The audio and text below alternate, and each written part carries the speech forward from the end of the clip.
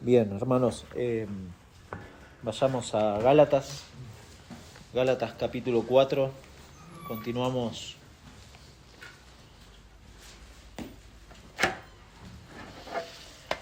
Gracias, José, por la dirección de las canciones, pero perdón que haga una corrección pública, no soy de hacerlo, pero no soy un gran siervo, es lo único. Dijiste gran siervo y yo dije, tenemos un gran Dios y gracias por recordarnos quién es ese Dios que nos ha elegido sin nosotros merecerlo, sin duda. Ningún creyente verdadero merece absolutamente nada de parte de Dios. O sea, sí, merecemos su justicia. La condenación está garantizada para todo ser humano. Eso téngalo presente. Y si hay alguien que es salvo por la misericordia de Dios, es justamente por eso, por la sola misericordia de Dios.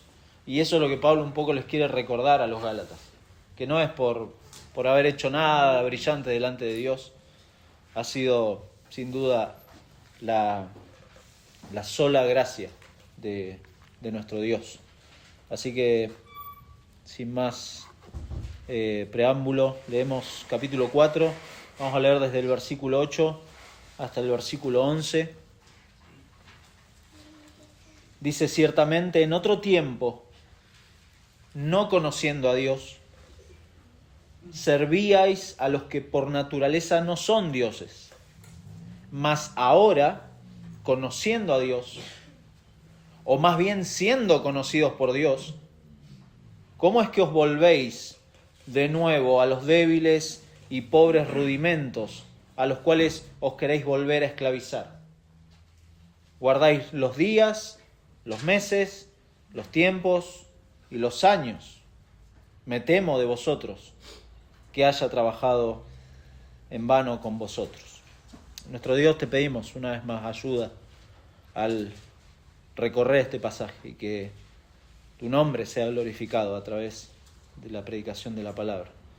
Glorificado en la santificación de tu iglesia y en la salvación de aquellos corazones que aún no se han rendido a ti, Señor. Te lo pedimos en el nombre de Cristo. Amén. Amén.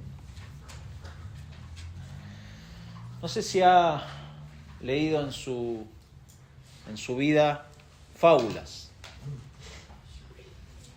Yo me acuerdo, nosotros, mi familia compraba el diario, ahora es todo digital, pero mi familia compraba el diario, mi papá compraba el diario, por lo general el de los domingos, que venía con el suplemento de deportes, ¿viste? Pero en la semana también, había veces que en ocasiones especiales lo compraba porque venían libros de regalo o algún material de regalo. Y me acuerdo que el Clarín hubo una época que sacó la colección El Gran Saber Larús. No sé si se acuerdan. Eran unos libros chiquititos, azules. El Gran Saber Larús se llamaba. Y entre todos esos, yo siempre me acuerdo de uno que se llamaba Fábulas Inmortales. Tenía en la tapa el lobo con Caperucita Roja. No sé por qué, pues ese es un cuento más largo, no era una fábula. Pero tenía un montón de fábulas. ¿Y qué es una fábula? Bueno, nuestra querida Wikipedia dice que es una composición literaria, narrativa, breve, ya en prosa o en verso, en la que los personajes principales suelen ser animales o cosas inanimadas que hablan y actúan como seres humanos. Cada fábula cuenta, en estilo llano, una sola y breve historia o anécdota que tiene una consecuencia. De ahí que se extraen las famosas moralejas. De las fábulas sacamos moralejas. Esopo era uno de los más conocidos fabuleros, o no sé cómo se le dice a los que dicen muchas fábulas. Pero él contó una historia que se le acreditan a él, no se sabe realmente si es de él, que dice que un perro, sujetando un pedazo de carne en la boca, estaba cruzando un río en el que vio el reflejo de la carne que él llevaba, pareciéndole esa carne mayor que la que él tenía, abrió la boca para tomar el reflejo que había en el agua. De esta forma se le cayó el pedazo de carne y se lo llevó al río, por lo que el perro se quedó sin lo uno ni lo otro, pues había perdido lo que tenía por pensar alcanzar lo otro que le parecía mayor, pero que no pudo obtener. Bueno, esta antigua fábula habla de la codicia, ¿no? Que a uno lo deja sin nada. Esa es la moraleja, la codicia.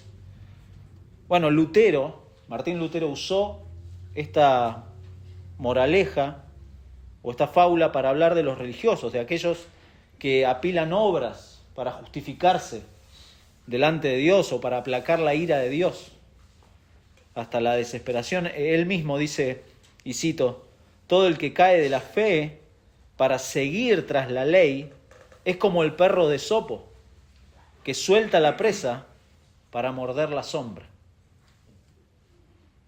Caer de la fe, lo explica Lutero en su comentario a Gálatas, es dar evidencia de que esa fe nunca fue verdadera. Nunca fue verdadera. Y Pablo escribe esta carta para hacer frente a estos falsos hermanos que estaban arrastrando al error a otros creyentes y a otros directamente predicándoles un evangelio diferente. Desde el capítulo 3, versículo 15, que ya lo hemos visto, el apóstol viene argumentando acerca de la historia de la redención, de cómo Dios hizo un pacto con Abraham que apuntaba a una promesa, a una herencia, y que esa promesa y esa herencia se cumple en Cristo. Y por lo tanto la ley cumple, como vimos ya, la función de tutor, de ayo, de guía para llevarnos a Cristo. ¿De qué forma? Bueno, definiendo, y lo hemos dicho ya, definiendo el pecado. ¿Para qué sirve la ley? Para definir el pecado y para ampliarlo, para mostrarnos nuestra pecaminosidad, porque no nos puede salvar.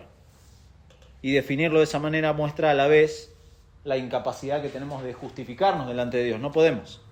De librarnos de esa prisión que Pablo comenta ahí en Gálatas. Nos muestra cuán grandes pecadores somos. Eso nos muestra la ley. Por lo tanto, la única y exclusiva manera de librarnos es por medio de Cristo. No hay otra forma de ser libre de su pecado. Mi amigo, si está buscando formas de librarse de su pecado, dejando un margen en el Evangelio, bueno, va a fracasar, se va a frustrar, no va a poder. Por eso la preocupación de Pablo, de que ellos entiendan la libertad en Cristo, de que ellos entiendan que han sido redimidos por la obra de Cristo, de que ellos entiendan además que han sido adoptados por Dios y ahora ya no son esclavos, son hijos. Y sin embargo, como hemos leído ahora, Pablo todavía tiene preocupación. Todavía teme, dice, me temo, versículo 11, y no es que terminamos ya, no se ponga contento. Me temo de vosotros que haya trabajado en vano con vosotros. Pablo teme que su labor apostólica con estos hermanos haya sido para nada. Porque estas personas están recayendo en el paganismo. Se lo explica ahí. Y esto manifiesta este deseo de volver a la ley para justificarse. Por eso la idea del pasaje, ahora sí puedo anotarlo, Dios conoce a sus hijos.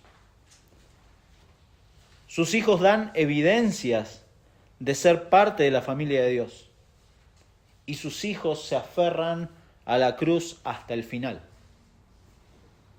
Dios conoce a sus hijos dan evidencia de ser parte de la familia de Dios, y sus hijos se aferran a la cruz hasta el final. Hasta el final. ¿Cuál es la evidencia que posiblemente muchos nunca vamos a poder ver en un verdadero creyente? Bueno, es la perseverancia hasta el final. Esa es una evidencia. Por eso pusimos como subtítulo a nuestro mensaje una breve teología de la conversión.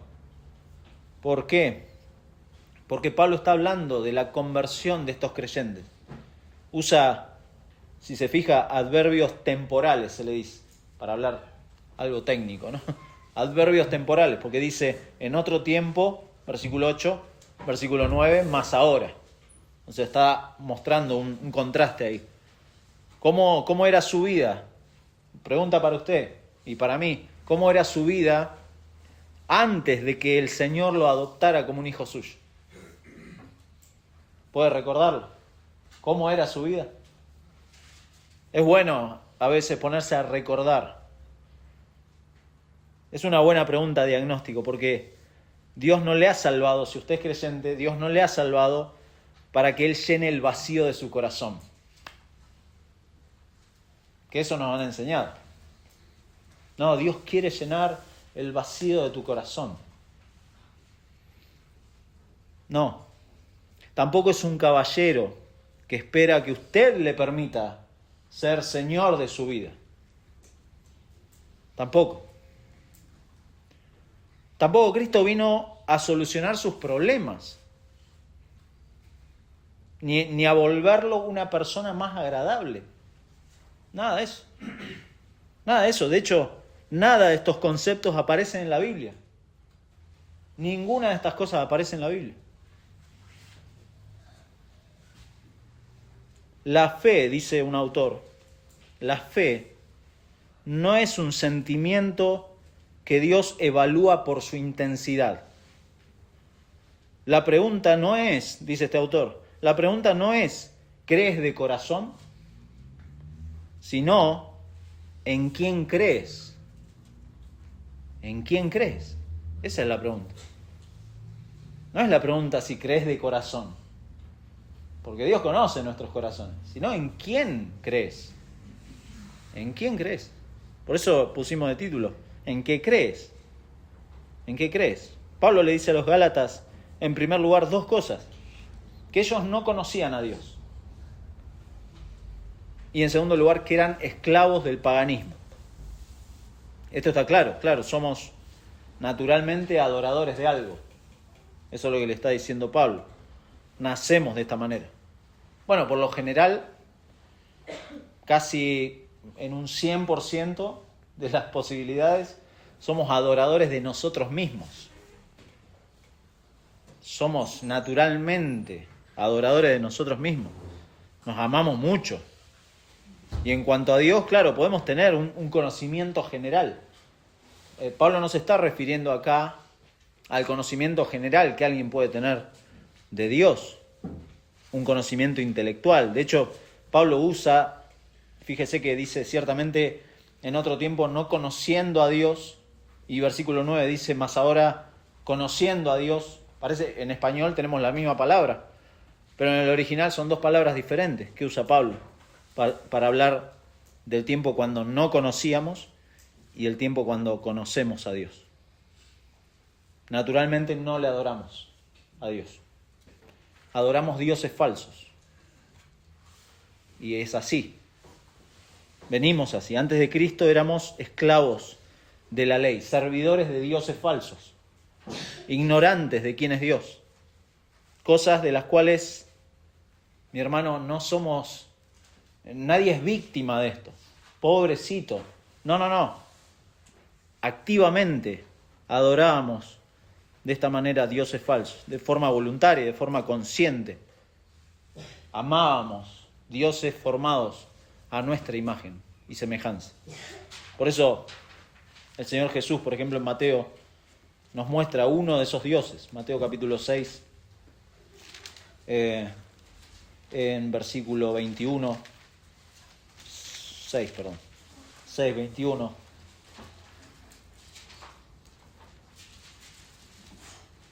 Porque donde esté vuestro tesoro, allí estará también vuestro corazón. Donde esté ese Dios falso que uno ama, ahí va a estar nuestro corazón. Versículo 24. Ninguno puede servir a dos señores. Y esto lo entendía el judío, porque realmente no se puede servir a dos señores. Por una cuestión de lealtad. Y lo dice ahí, porque o aborrecerá al uno y amará al otro.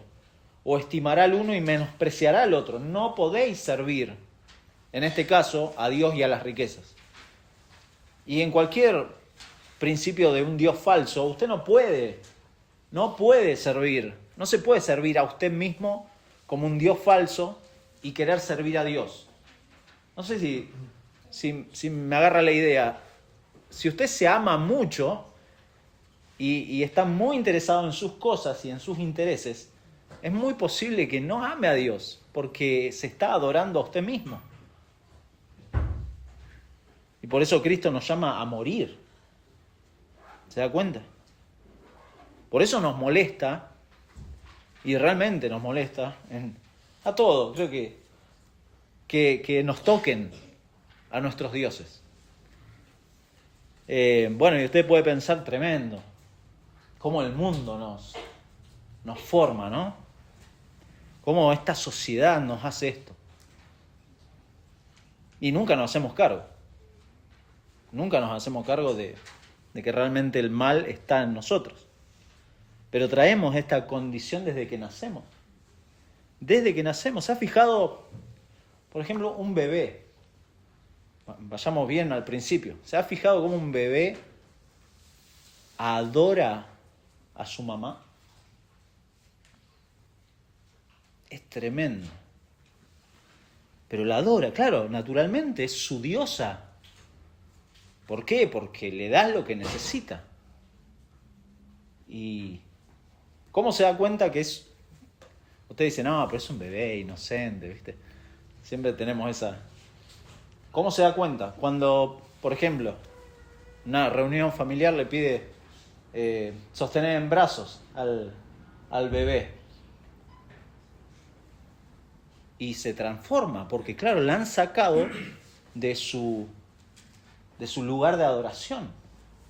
Le han sacado a su ídolo, le han sacado a su diosa. Y así vamos creciendo. Así vamos creciendo en esto de amar otras cosas. Crecemos y defendemos, por ejemplo, nuestros juguetes. No, mío.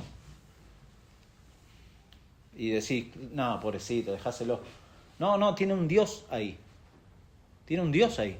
Los niños son adoradores de sus juguetes.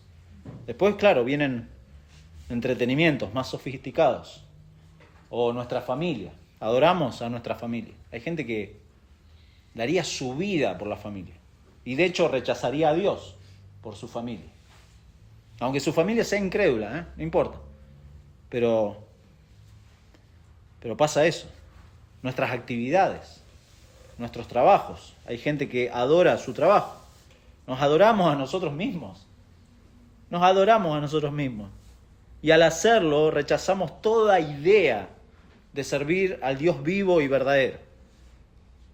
Lo rechazamos. ¿Por qué? Porque Él quiere redimirnos de esa esclavitud a la que nos hemos acostumbrado y lo rechazamos. Y lo rechazamos abiertamente. ¿Qué adoraba usted antes de conocer a Cristo? ¿Se acuerda? ¿Qué adoraba? Piénselo. ¿Qué adoraba antes de conocer a Cristo? ¿Lo ha dejado? ¿O lo tiene ahí guardadito por si acaso? Por si Cristo me falla. Bueno, el creyente sabe que Cristo no falla. Cristo no falla. Bueno, quizás se está dando cuenta de que todavía es un adorador de otra cosa y no de Dios. Y cree que todo gira en torno a usted. En Argentina usamos el término, es el ombligo del mundo. El ser humano naturalmente nacemos así, creemos que somos el ombligo del mundo. Claro, cuando algo afecta el objeto de su adoración, claro, las cosas se ponen realmente muy mal. Muy mal, por eso Romanos capítulo 1, versículo 21 nos recuerda que conocemos a Dios, habiendo conocido a Dios, de manera general, no de la manera personal, íntima, de adopción, de hijo, pero habiendo conocido a Dios, no le glorificamos. Hoy hizo el ejercicio José de personalizar el pasaje que estaba leyendo y me pareció, es muy bueno hacerlo. Cada tanto hágalo, cuando lea un pasaje, personalícelo.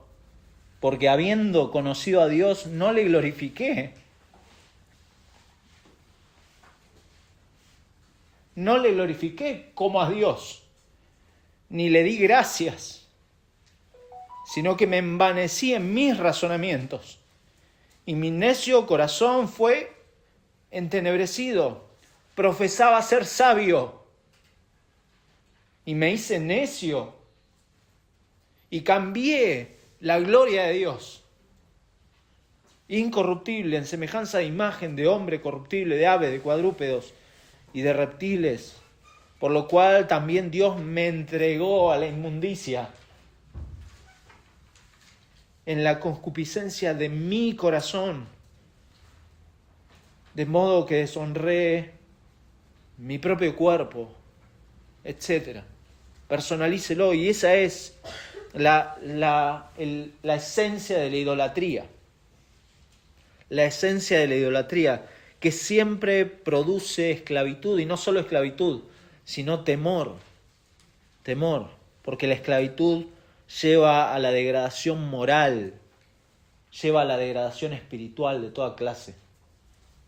¿Por qué? Porque así servíamos a nuestros falsos dioses. Aunque fuéramos personas agradables, moralmente correctas, servíamos a otros dioses. Tremendo. Pero Pablo les dice, más ahora. Y ese es nuestro segundo encabezado. Más ahora. Las cosas han cambiado. Como iglesia tenemos que recordarnos que Dios no quiere hacer personas agradables. Dios no quiere hacer personas agradables, ténganlo en cuenta. Dios quiere hacer personas completamente nuevas. Es muy diferente. Dios no quiere mejorarlo a usted. No, Dios quiere que muera a usted. Por eso el Señor Jesús le dijo a Nicodemo, ¿qué le dijo a Nicodemo? ¿Recuerda? ¿Qué necesitaba hacer Nicodemo? Nacer de nuevo. Nacer de nuevo. Jesús le dijo que era necesario nacer de nuevo para entrar al reino de los cielos. Completamente nuevo, porque el Señor nos conoce y sabe que traemos de raíz esta idea de que ser buena persona, una persona que se convierte en alguien mejor, es sentirse bien con uno mismo. Mejorar nos hace sentir bien y es atractivo, claro. Esta es la idea de convertirnos que tenemos en nuestra mente. Me he convertido al Señor. ¿Por qué? Porque dejé de hacer esto, aquello otro. Esta es la idea que tenemos de convertirnos al Señor. Esta es la versión moderna del cristianismo, que de hecho no es nueva. No es nueva, porque Nicodemo tenía esta idea. El joven rico tenía esta idea. Señor, he cumplido todo desde mi juventud. Lucas, capítulo 10. También. Versículo 25. Otro intérprete de la ley. Conocido pasaje. He aquí un intérprete de la ley se levantó. Cuando alguien se ponía de pie, era porque estaba mostrando autoridad. Se puso de pie delante del Señor y dijo, para probarle, Maestro, ¿haciendo qué cosa heredaré la vida eterna? Y él le dijo que está escrito en la ley, ¿cómo lees? Aquel respondiendo dijo, amarás al Señor tu Dios con todo tu corazón y con toda tu alma y con todas tus fuerzas y con tu mente y a tu prójimo como a ti mismo. Y le dijo el Señor, bien has respondido, haz esto y vivirás. Pero él, queriendo justificarse a sí mismo, dijo a Jesús, ¿y quién es mi prójimo? Bueno, conoce la historia. Pero esa es la esencia y esta idea de conversión que incluso este intérprete de la ley tenía. Ser agradable te permite alabarte delante de otros. Es así. Te ayuda a justificarte, incluso delante de Dios mismo. Estás bien con vos mismo y eso es todo lo que importa. El resto que reviente todo.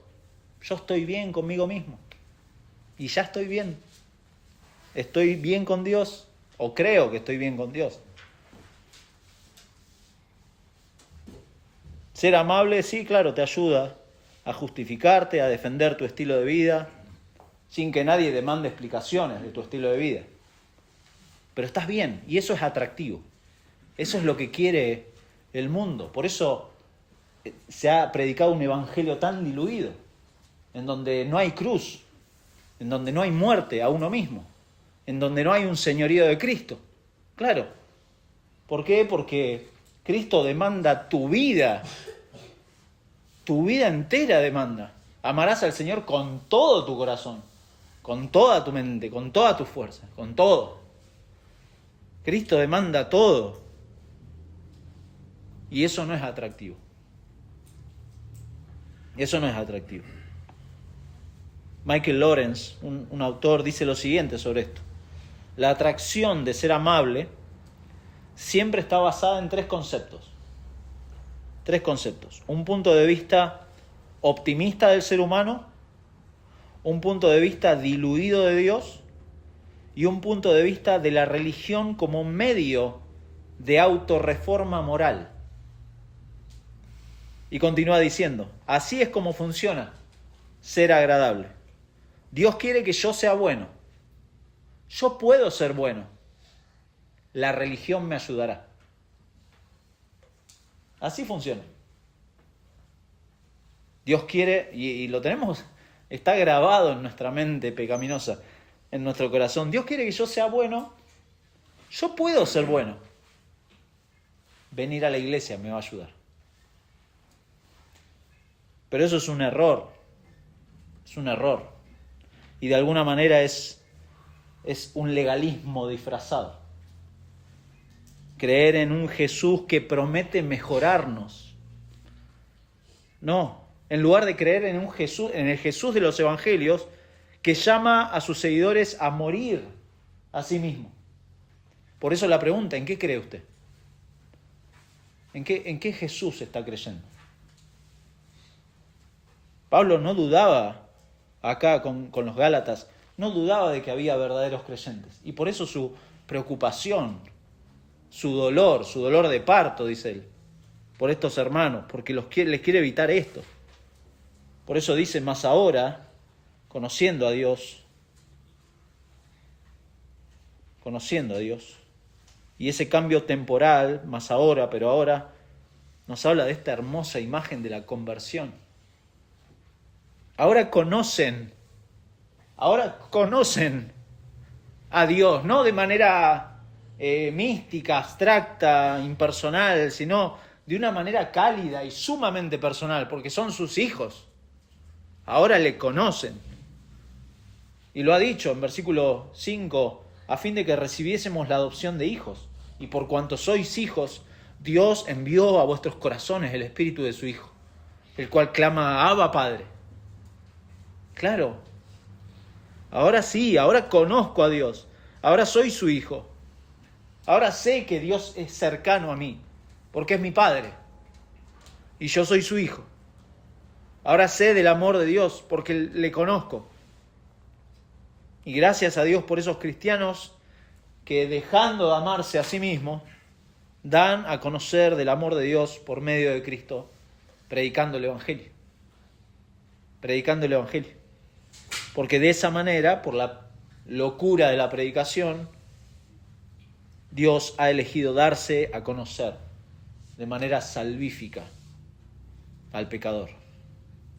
Tremendo. Llamamos de manera general a las personas al arrepentimiento y a creer en Cristo, pero Dios hace un llamado efectivo en el corazón del pecador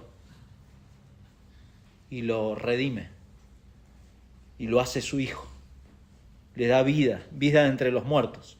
Por eso Pablo frena acá habiendo conocido a Dios, o más bien siendo conocidos por Dios.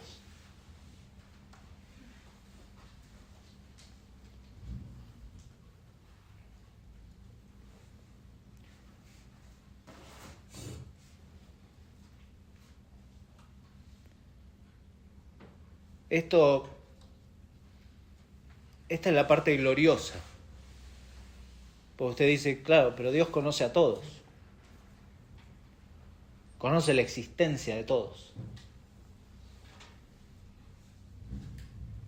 Entonces nos conoce, claro.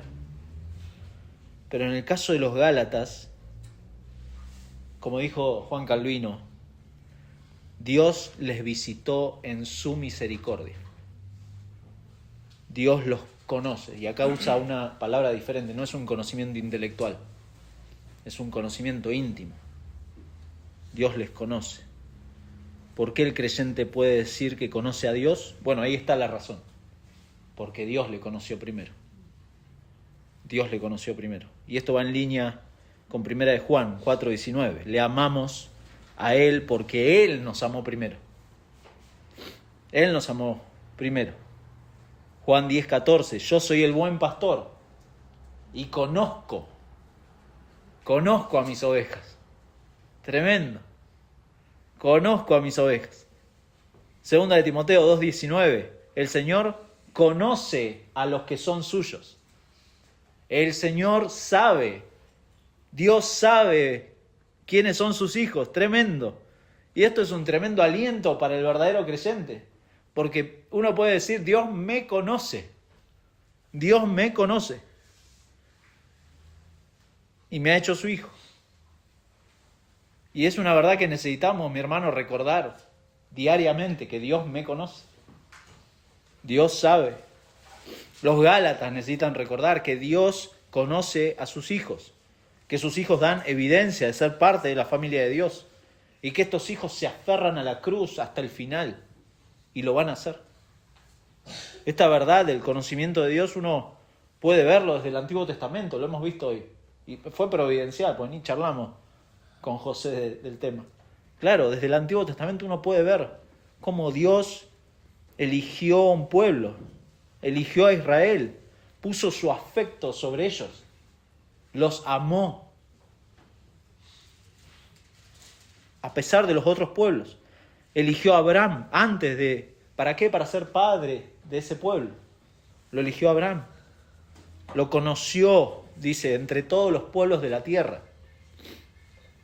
De manera más personal, conoció y eligió, por ejemplo, a Jeremías. Lo hemos leído en estos días. Lo conoció para que fuera profeta. Y ahora en el Nuevo Testamento conoce a los Gálatas. Dios conoce a los Gálatas. ¿Por qué? Porque conoce a todas las ovejas que está juntando en su redil. Tremendo. Él conoce a sus hijos porque los ha adoptado. Los ha adoptado. Sin embargo, ante esta realidad que está pasando acá en la iglesia, en estas iglesias de Galacia, es normal de Pablo esto que les dice, versículo 9, esta pregunta que les hace. ¿Cómo es, frente a esta realidad del conocimiento de Dios, cómo es que os volvéis de nuevo a los débiles y pobres rudimentos a los cuales os queréis volver a esclavizar? Es ridículo. Por eso Pablo tiene acá, y es nuestro último encabezado, tiene un genuino temor. Es un genuino temor. Pablo no ha dejado de lado este asombro que tenía del capítulo 1. Pablo se pregunta y les pregunta cómo estas personas que habían sido tan bendecidos por Dios con este evangelio de la libre gracia, de la generosa gracia de Dios en Cristo, ahora, a causa de la influencia de estos falsos maestros, están volviéndose atrás. Atrás se están volviendo a los rudimentos del mundo que mencionó en versículo 3, que acá se describen como débiles y pobres. Otras traducciones dicen miserables rudimentos del mundo. Y lo que era peor es que lo estaban haciendo por propia elección estos hermanos. Estas cosas, estos rudimentos realmente son merecedoras de nuestro desprecio, dice un autor, porque no tienen poder alguno para salvar ni justificar a nadie. No tienen poder alguno. Acá es donde Lutero usa la ilustración del perro con el pedazo de carne. Lutero observaba a los monjes católicos, que cumplían todo tipo de reglas. Pero él veía que cada vez, y lo dice, se volvían cada vez más miserables, impacientes, inseguros, atemorizados. Los monjes. Dice Lutero en el comentario, dice, la ley es débil y pobre. El pecador es débil y pobre. Estos dos, la ley y el pecador, son dos mendigos enclenques que tratan de ayudarse mutuamente. No lo pueden lograr. Solo se fatigarán el uno al otro. Pero por medio de Cristo, el débil pecador es revivido y enriquecido para vida eterna. Claro que sí, de ahí que este deseo es inexplicable. Esto que quieren volver a los rudimentos es algo irracional. Volver a algo que te estaba esclavizando. No tiene sentido, es insensatez. Y lo increíble acá es que Pablo, fíjense, en versículo 10, iguala el paganismo con el judaísmo. Imagínense la reacción de los judaizantes, porque estaban escuchando esto que estaban leyendo, esta carta. Pues les dice, guardáis los días, los meses, los tiempos, los años. Los judaizantes dicen, estamos hablando de dos cosas diferentes. El paganismo, los judaizantes es otra cosa. No, para Pablo es lo mismo. Para Pablo llega a la conclusión de que están cayendo en lo mismo. Cumplir el calendario judío es igual a volver a los rudimentos de los paganos. Eso está diciendo. Es otro evangelio. Es algo diferente. No es el evangelio que ellos habían escuchado. Y entonces Pablo está diciendo que la obediencia estricta a estos días y fiestas no tiene nada que ver con obtener el favor divino. No tiene nada que ver. Nada que ver. Es una tontera querer construir la esperanza de ser justificados en los ojos de Dios de esta manera. Es ridículo. Hay personas que se dicen cristianos principalmente por los días festivos o los cultos. Bueno, soy cristiano porque voy los domingos a la iglesia. O se acuerdan de hablar de Cristo en Pascua o en Navidad. ¿Se ha dado cuenta de eso? A mí, honestamente, me agarra esa... No le voy a decir ira santa porque eso es muy... Pero me agarra una cosa de decir, ¿por qué nos agarra eso de hacernos los cristianos en los días festivos? ¿Por qué se nos ocurre predicar el evangelio en Navidad o en Pascua? ¿Por qué no lo hacemos en toda nuestra vida? En toda nuestra vida, si es eso lo que el Señor nos ha llamado a hacer. No me llamó a hacerlo en Pascua o en Navidad o en cualquier otra fiesta. No me llamó a ser un creyente de domingo. Él quiere toda mi vida. Él quiere toda mi vida. Pero el verdadero creyente da evidencias claras de esta filiación con Dios como hijo. Y como tal reconoce que tiene una familia. Eso también, muy importante. Yo no estoy... si soy un creyente de domingo, yo no puedo estar desconectado de mi familia de la fe. Tengo que reconocer que Dios, con sus más y sus menos, sí podemos tener, y seguramente vamos a tener diferencias de opiniones o de criterios, pero no vamos a diferir en lo fundamental. Y no nos vamos a desconectar en la semana. Porque yo necesito saber cómo está mi hermano. Y mi hermano necesita saber si yo estoy firme en el evangelio, si me estoy aferrando a la cruz, si estoy animando a otros a seguir a Cristo. Eso es el discipulado, animar a otros a seguir a Cristo, no a seguirme a mí. No, escuchen mis audios en YouTube. No importa si no lo escuchan. Sigan a Cristo.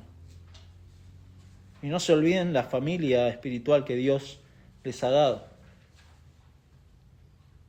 De hecho, les va a decir más adelante, en capítulo 6, no nos cansemos pues, versículo 9, no nos cansemos pues de hacer bien, porque a su tiempo segaremos, a su tiempo vamos a segar los resultados de esta vida espiritual con el Señor. A su tiempo segaremos si no desmayamos. Así que, según tengamos oportunidad, hagamos bien a todos, y mayormente a los de la familia de la fe. Mayormente a los de la familia de la fe. Mi hermano, así es como la iglesia local vive el Evangelio. A veces decimos, ¿no?, la centralidad del Evangelio, ¿viste? Hasta nos jactamos de la centralidad del Evangelio en nuestra iglesia, pero la vida de la iglesia tiene que estar centrada en el Evangelio. La vida de la iglesia, la vida del creyente, tiene que estar todos los días.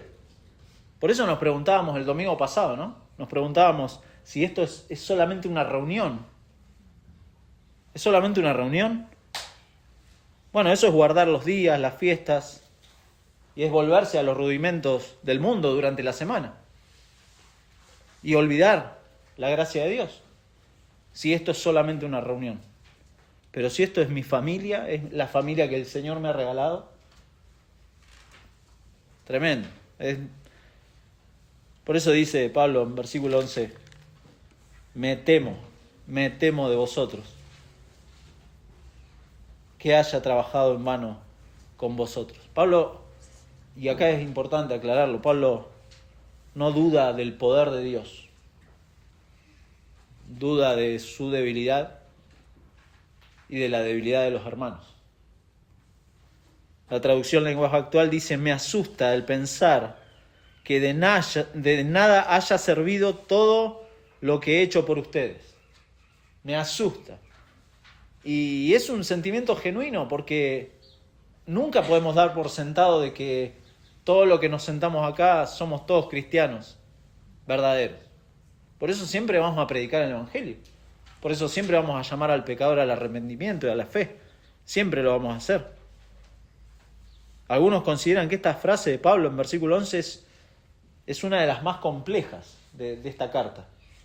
Incluso se la compara con capítulo 3, versículo 4, cuando les dice, tantas cosas habéis padecido en vano, si es que realmente fue en vano. Era un temor genuino de Pablo. El asombro que tenía, el peso que tenía Pablo por estos hermanos, fíjense, lo lleva de ir de un lado a otro con las emociones en esta carta. Porque está enojado, después los llama, ustedes son hijos de Dios, pero me asombra, y Gálatas insensatos, y va y viene con las emociones. Y acá les dice, tengo miedo de que muchos se pierdan entre ustedes. Y es un temor genuino, claro. Porque probablemente Pablo se haya esforzado para nada. Para nada. Me gusta cómo lo considera William Hendrickson en su comentario. Dice, el noble propósito de 4.11, de versículo 11, como el de 3.4, es de despertar las mentes de los Gálatas al ejercicio del arrepentimiento. Eso es lo que quiere hacer Pablo. Quiere llamarlos al arrepentimiento, si realmente necesitaban arrepentirse. Aquellos que todavía temían, es volverlos al Evangelio. Volverlos al Evangelio. Pablo sabe que nada es en vano. A los Corintios les dice en 1 Corintios 15, 58, así que, hermanos míos amados, estad firmes y constantes, creciendo en la obra del Señor siempre, sabiendo que vuestro trabajo en el Señor no es en vano. El trabajo en el Señor nunca es en vano.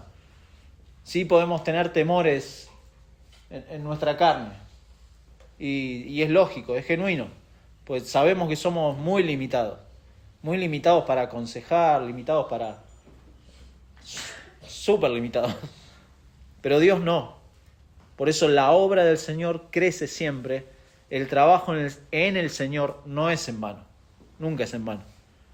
Y al principio del capítulo 15, Pablo usa estas palabras y les dice: hermanos, además os declaro el evangelio que os he predicado, el cual también recibisteis, en el cual también perseveráis, por el cual asimismo, si retenéis la palabra que os he predicado, sois salvos, si no creísteis en vano. En vano.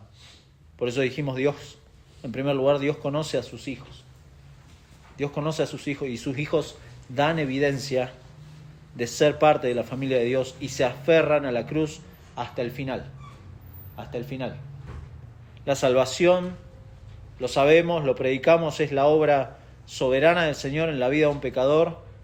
Lo dijimos al principio, ninguno acá puede afirmar o puede inflar el pecho delante de Dios creyéndose que hizo algo por Dios. No hizo nada. Ninguno puede justificarse delante de Dios de esa manera, porque conocer a Dios no ha sido su iniciativa ni la mía, ha sido la iniciativa de Dios.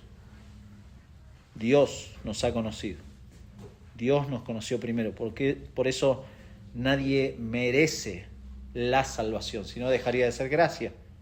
Nadie la merece. Y eso nos debería llevar naturalmente a la alabanza y al agradecimiento, a una vida de agradecimiento. No debería dejar de asombrarnos lo que Cristo ha hecho. No debería dejar de asombrarnos. Ahora, una pregunta de aplicación quizá. ¿Está su corazón, pregúnteselo, está mi corazón frío y distante de Dios y de sus cosas? ¿Está su corazón frío y distante de Dios y de sus cosas? Bueno, quizá piensa que Dios debe salvarlo. Porque claro, usted cree intelectualmente. Viene a la iglesia, se comporta como un cristiano, entonces usted merece la gracia de Dios. Y obviamente busca a Dios por sus bendiciones. Bueno, déjeme decirle que lo que usted está diciendo que es gracia ya no es gracia para usted, si usted piensa así, que usted merece la gracia de Dios. No. Y posiblemente esta exigencia que usted tiene para con Dios está nacida de un endurecimiento, que no es bueno. Por eso esto sí es bueno preguntarse y buscar la raíz de este enfriamiento, de esta distancia con Dios, de esta distancia de sus cosas. Como el hijo mayor de Lucas 15, ¿se acuerdan? El hijo mayor estaba ahí con el padre, cumplía a rajatabla todo, pero es posiblemente el que más alejado estaba entre esos personajes de esa historia. Por eso dijimos, Dios conoce a sus hijos. Pero también dijimos, Dios conoce a sus hijos y sus hijos dan evidencia de ser parte de la familia de Dios. Lo dijimos, las buenas obras no nos salvan, las buenas obras no nos hacen un lugarcito en el cielo, nada de eso. Somos salvos solamente por la fe en Jesucristo. Somos salvos solamente por la obra perfecta de Cristo y consumada. Pero ahora, ¿cómo se ve? ¿Cómo se ve esa fe? ¿Cómo se ve esa fe? ¿Qué evidencias puedo tener? Bueno, Pablo le escribe a los tesalonicenses, ya vamos terminando. A los tesalonicenses, Primera de Tesalonicenses, si lo quiere buscar. Primera de Tesalonicenses, capítulo 1, versículo 4, les dice: porque conocemos, hermanos amados de Dios, vuestra elección, pues nuestro evangelio no llegó a vosotros en palabras solamente, sino también en poder, en el Espíritu Santo y en plena certidumbre, como bien sabéis, cuáles fuimos entre vosotros por amor de vosotros. Y vosotros, y acá está la evidencia de la fe, y vosotros vinisteis a ser imitadores de nosotros y del Señor, recibiendo la palabra en medio de gran tribulación, con gozo del Espíritu, de tal manera que habéis sido ejemplo a todos los de Macedonia y de Acaya que han creído. Y dice más, porque partiendo de vosotros ha sido divulgada la palabra del Señor. Fíjense cómo la vida de esta gente cambió realmente. Amados por Dios, han cambiado. Han sido ejemplos. La palabra del Señor está siendo predicada en muchos lugares. También en todo lugar, dice, vuestra fe en Dios se ha extendido, de modo que nosotros no tenemos necesidad de hablar nada. Porque ellos mismos cuentan, y acá está, la conversión. Cuentan de nosotros la manera en que nos recibisteis y cómo os convertisteis de los ídolos a Dios. ¿Para qué? Para servir al Dios vivo y verdadero. ¿Y para qué más? Y esperar de los cielos a su Hijo, el cual resucitó de los muertos, a Jesús, quien nos libra de la ira venidera. Esto, la conversión de los tesalonicenses, de los gálatas, no fue una oración. No hicieron la oración del pecador. No fue un evento de un día en donde usted tiene marcada la fecha. Ni siquiera fue el bautismo de ellos. Sino se vio evidenciado en cómo vivían el Evangelio. No era solamente conocer la verdad, no era solamente estar de acuerdo con la verdad, sino también confiar en la verdad de Jesucristo. Y esa confianza traducida en su vida.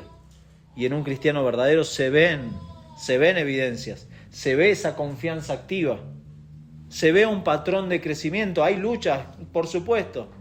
Sería ingenuo de mi parte decir, no, mi hermano, tranquilo, dale que vos podés. No. Pero se ve un patrón de crecimiento. Se ve la gracia de Dios en la vida del creyente. Lo decíamos el domingo pasado, y es bueno recordarlo. Si usted no quiere leer la palabra, si no quiere orar, si no quiere venir a la iglesia, si no quiere relacionarse con sus hermanos, entonces pregúntese, ¿usted es parte de la familia de Dios o esto es solamente una reunión? ¿Qué es? ¿Qué es la iglesia? Pregúnteselo. De corazón, pregúnteselo. ¿En quién cree usted? ¿A quién le ha entregado su vida? ¿A quién conoce? ¿A quién conoce? Esto no es un picnic. No, nada de eso. Y tampoco es una reunión de personas. Es la familia de Dios. Es la familia de Dios. Por eso un verdadero creyente al Señor también se aferra a la cruz hasta el final. No importa lo que pase. No importa lo que pase. Se aferra a la cruz. Es decir, estas conversiones caracterizadas por este genuino arrepentimiento y una obra de Dios en esas vidas, va a resistir, va a haber sufrimiento. Claro, es parte, lamentablemente, déjeme decirle, esto no es color de rosa. Parte de creer en Cristo viene acompañado con sufrir, tener oposición. Es parte de la vida del creyente. Pero va a resistir. El creyente va a resistir. ¿Por él mismo? No. Por la gracia de Dios. Por la gracia de Dios.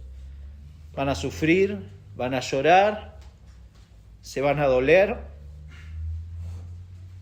pero van a poder contar con la familia que Dios les ha regalado. Porque Dios lo ha hecho así, Dios lo ha diseñado así. Van a resistir. Porque el verdadero creyente atesora a Cristo. Y puede sufrir bien porque Cristo es su todo. Es su todo. Y no se hace el creyente para recibir los beneficios de Dios y las bendiciones de Dios. Porque Dios conoce a sus hijos. Y Dios sabe lo que necesitan sus hijos. Muy importante. Pero entonces, Germán, ¿cómo hacemos para reconocer un falso creyente? ¿Cómo sé si mi fe es genuina? Bueno, es bueno preguntarse en qué uno cree, en qué confía realmente. Pero de nuevo, me la agarré con Michael Lawrence. Presenta un listado precioso que no quería dejar de leérselos y terminar con esto. Él arma un listado muy interesante de manera general, ¿sí? Puede haber otros matices, pero de cómo reconocer la fe verdadera. Y él dice, le entusiasma hablar acerca de un falso creyente, dice, le entusiasma hablar acerca del cielo, pero le aburren los creyentes y la iglesia local. Piensa que estar en el cielo será maravilloso, independientemente si Dios está o no ahí. Le gusta Jesús, pero no se compromete con el resto del paquete. Obedecer, ser santo, ser discípulo, sufrir. No conoce la diferencia entre lo que es obedecer movido por el amor y ser un legalista. Le molestan más los pecados de los demás que los suyos propios. Tiene un concepto pobre de la gracia al mismo tiempo que tiene un alto concepto de su propio bienestar. Y sigue diciendo, pero ¿cómo describe el Nuevo Testamento a un verdadero creyente? Y toma Primera de Juan, claro, es muy, muy básico. Y Primera de Juan, tomando el listado anterior, dice lo siguiente, ama a sus hermanos creyentes y a la iglesia local porque ama a Dios. Primera de Juan 5.1. Desea tener comunión con Dios y no solo ser feliz en el cielo. Primera de Juan 1:6-7. Comprende que seguir a Jesús significa ser su discípulo. Primera de Juan 1:6. Obedece a Dios porque le ama. Primera de Juan 5:2-3. Está pronto a confesar su pecado y a arrepentirse. Primera de Juan 1:9. Tiene un alto concepto de la gracia, al mismo tiempo que tiene un profundo desprecio por sus deseos. Primera de Juan 1:7-10. Lo dijimos al principio, la vida cristiana, mi hermano, Jesús la describió en pocas palabras, como tomar la cruz y seguir. Eso es la vida del creyente, es decir, morir. Convertirse, sí, comienza en un punto determinado de la vida de uno, en donde soberanamente el Señor le ha salvado, pero continúa en una vida de servicio y de amor a Dios. Continúa, crece. No es que se queda con, aquella época en donde conocía al Señor. No, sigue avanzando. Y termino con una frase de Dietrich Bonhoeffer. Tiene un libro hermoso. A los que les gusta leer, léanlo. El costo del discipulado, se llama. Y él dice, cuando Cristo llama a un hombre, le ordena que venga y muera. Cuando Cristo llama a un hombre o una mujer, le ordena que venga y muera. Le ordena que venga y muera. Vamos a orar, hermanos. Gracias, nuestro Dios, por tu palabra.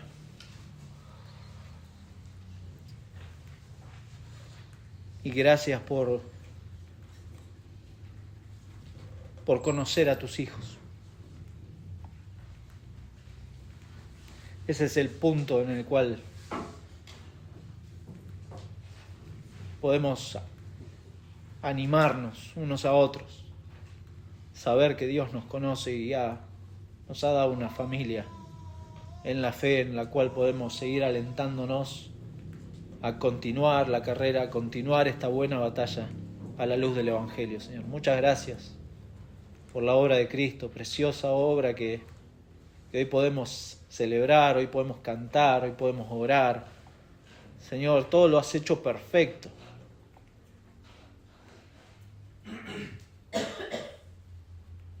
Y de esa manera perfecta nos has dejado la cruz para tener un norte claro hacia dónde vamos los creyentes. Señor, rogamos que auxilies nuestras vidas. Sabes, conoces perfectamente nuestras debilidades, nuestras limitaciones, nuestro día a día, nos conoces.